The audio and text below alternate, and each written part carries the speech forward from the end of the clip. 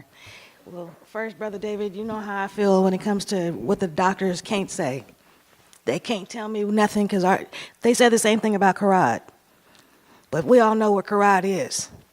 The first autistic kid to go through Savannah Marching Band with flying colors, telling the other kids, you better straighten up. So we know about our God. But I wanted to share with you guys how my brother, he's 35, he keeps testing God. They're expecting a baby. They are 27 and a half weeks pregnant. They went in 2 weeks ago. The baby's in distress. There's no umbilical fluid. The baby might as well come out. She says, make preparations for a C-section for a stillbirth. My sister-in-law looks at the doctor. She says, you don't know who I serve? Dismiss yourself right now, and I need another doctor. She got another doctor. She said, I need 24 hours. Give me 24 hours, because I need to pray this out. Give me 24 hours. Come back. That 24 hours she called me. She said, Marquis, we got to do this. I said, let's do this. I had no clue what she was talking about. I got that book that LD blessed me with. I opened it up and said, when troubles come into your life, gave me the passages. We were on that phone. When that 24 hours was up, sisters and brothers, 2.9 ounces of fluid on that baby. Heartbeat stronger than before they got there. He said, I don't know what you doing, but keep doing it. And the baby had grown 6 ounces. She said, oh, you might as well go home and be on antibiotics because I don't know what's going on, but I can't do whatever your God is doing. Mind you, new doctor, new case, female, and she was pregnant with her first child. She came back in the following day and she said, this is off the record, but can you give me whatever it is that you were praying on, whatever it is that taught you and got you through this? Because I will not accept anything negative when it comes to my time.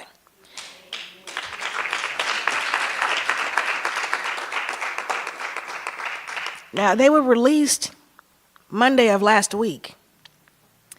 Saturday at 10:30 a.m. They're on the 15 North, the road that we were supposed to be on. Ice and rain caused their truck to roll over twice. My brother, my sister-in-law, another couple, and my 3-year-old niece got out and looked at the car like, what's wrong with you? Not a scratch, not a bruise, not a nothing. And my sister-in-law said, that's the God we serve. Now don't you quit testing my God. I'm going to keep telling you, you're going to go to church, you're going to praise my God, because this is the God that I serve. I don't know what you're doing, but no negativity will come at me. And she looked at him as she's on the side of the road. Not a blemish, but he has a cross across his head. Now you tell me about our God. And it's significant because when he was born in respiratory distress. They told us all kinds of things. He's not going to make it. He needed a special type of defibrillator. The problem was he could breathe, but your lungs have to inflate and pressurize. His would not. And so my poor wife, she just delivered a baby, and she's in the room, and she hasn't seen or heard or held her son yet. Lady who's a roommate just delivered too, and she has the baby, and the baby's crying, and I can only imagine how she must have felt not being able to hold hers. But God blessed us through so many ways through that situation. The first thing is he healed another child to save mine. There was a machine he had to be on. There was only 3 in California at the time, 1 in San Francisco, 1 in Burbank, and the 1 in San Diego where we lived, and all of them were occupied.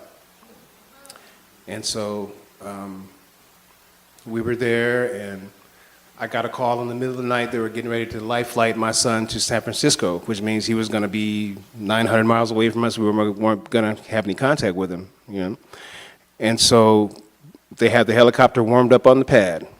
The little boy that was on that machine, they said that they were going to talk to his parents because they didn't think he was going to make it. They're going to take him off the machine. The little boy sat up in the bed and asked for his mother, pulled all the stuff out and asked for mom. So our son was able to stay with us and get well. You know how you feel grief and you feel worry? He didn't allow us to feel any of that. It wasn't until he came home that we really realized what we went through. The other thing is, you have to have insurance, right? You go to the hospital, that's the first thing you ask for is your insurance card. Okay? My son was never admitted into that hospital. We got ready to take him home, and they said, well, we're gonna do the release paperwork, and we sat down, and she says, wait a minute. I said, he's not even in the system. He was never admitted. They just, God blessed us, they took him and they did what they needed to do.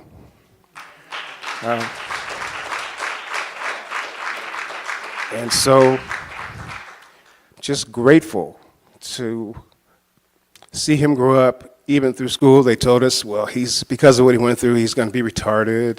He's never going to graduate high school. I actually almost had a fight with the administrator at an elementary school. He's telling me to give up on my son. I just couldn't do it. So you're going to keep him where he is, and we believe because of how hard he works and how good our God is, he's going to be fine. My son graduated from high school on the honor roll. And he can do anything anybody else can do, except his work ethic is better than most. So I just thank God that he delivered him and he changed us in the process. I just thank God for it. Good. So I know some of you were here on Wednesday when I asked for you guys to pray for my aunt, Perrette. So she, thank you, and I thank you guys, and I thank God for getting her through her surgery, blessing her. She is in healing right now, and they're actually, the doctors don't understand how she's healing so fast, and of course we know that it's all God. It's all God, and they had to do a hysterectomy, so the tumor was cancerous, and it did spread to her stomach. So it's stage 3C, they said.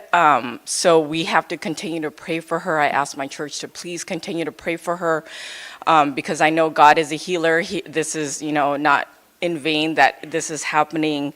As he was using me in the hospital, I was able to witness to the whole family, and God was working so strongly in me during my visit in the hospital, being there and being the caregiver and helping her through this time in the hospital to, kind of get her through, the family is in shock. They've never been in this situation as God. Now I understand why God has put me through the times I've been in the hospital for the people I love, to help them through, because I believe he has given me now the ministry to start the hospital ministry and be in there for the people I love, people who need prayer, just people who need comfort in the hospital. When I told them what we did on Wednesday and lifted her up and the word that I got from some of my sisters here, and then relayed that message to the family was just in awe of everything I was telling them. They didn't I don't know, God was just working through my words and my actions and my spirit, and they're asking me like, what is this speaking in tongues thing you talk of, and I was just kind of like witnessing to the family, and they were just like, oh my gosh, and they were like praising God and everything like that, and all she kept asking for was for us to pray. She's like, everyone she came into contact with, she said, please pray for me, because she didn't know what she was up against. And when we're in a time of need, that's when we fall to our knees and we ask God. That's all we can do. There's no doctors, there's no person that's going to help us but God. We learn from a very young age that that's where our comfort, our strength, and our healing is going to come from. And no matter what we're going through throughout our days, throughout our years, throughout the weeks of our life, it's not about what we do every day. It's about where we turn to in our time of need and where we go to and where our comfort comes from. And I know our comfort comes from God. And so I just want to thank you again for everything you guys have done. Everything you guys have done for her. She's a woman who is 72 years old. This woman has never been married, never had children, but she's raised over 100 children. She's raised all 3 of my kids. She's raised kids who have had kids. She's been doing this for over 50 years. And she is such a lover of children. It gives her life, it gives her joy.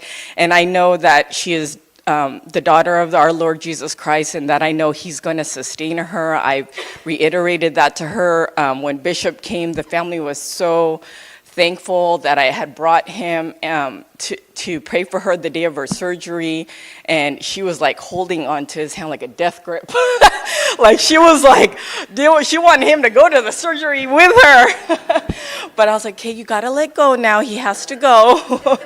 And she's just never, this woman is amazing. She's 72 years old. She's never been in the hospital ever in her life. This is like the first time ever. And that in itself is a miracle and a blessing.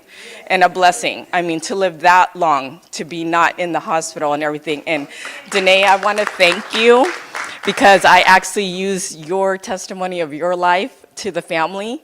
And it blessed them so much, And so when she's stronger and better, she's going to start chemo. The whole family wants to come to church. They want to meet my church family. They want to see Bishop again. And, I'm just so in awe of him. I was having a bad day that day. And Regina knew I was losing it. And I was like, Lord, I can't take one more thing. And right when I got to that hospital, my whole day changed. God used me to start opening up and saving souls. And I prayed the salvation prayer to her that night, and she got saved. So I just thank God for everything he's done. Everything is done. Thank you.